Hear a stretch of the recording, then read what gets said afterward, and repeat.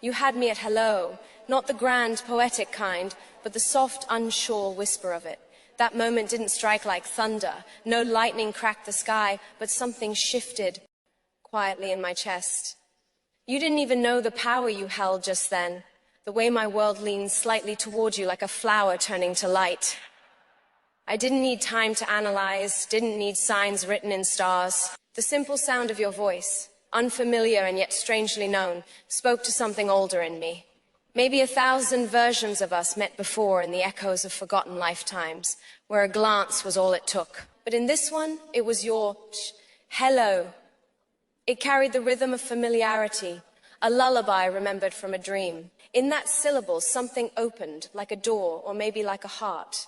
And though we stood with distance between us, your hello crossed all of it. My smile then was the softest surrender, a soul recognizing its echo, as if I'd been waiting to be found by someone who didn't need to try. That first word, casual, even careless to the unaware, sounded like it belonged beside my name. You didn't know yet how much gravity you pulled with your presence, how your breath wove into the air between us like thread tying moments together. I stood there anchored in that word, like someone had whispered truth to me after a lifetime of guessing. And maybe I fell then, not in some dramatic movie fall, but a sinking into knowing, a quiet, unresisted descent. You looked at me with eyes that didn't flinch from contact, and I saw something ancient there, like memory before memory. Your laugh. Do you remember that? It was barely more than a nervous chuckle, but it cracked open something solid in me, like it knew just where to knock.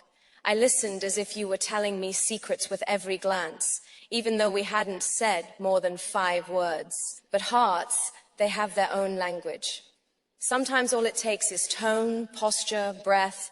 Sometimes love doesn't arrive with fireworks, it walks in wit. I didn't know your story then, but I wanted to. I wanted to trace every word you'd ever spoken and memorize the way you formed thoughts. That desire came so naturally it scared me, like finding yourself home in a place you've never visited. And I wondered how long we'd been on a collision course, living lives parallel until fate, lazy or clever, decided it was time. I can still remember the exact shade of light when you stood in front of me, how it gilded the edge of your smile. There was music playing somewhere, unimportant now, because your voice had already become the soundtrack I'd never tire of. That's the thing about moments, they come and go, get forgotten in the rush of living, but that one refused to leave.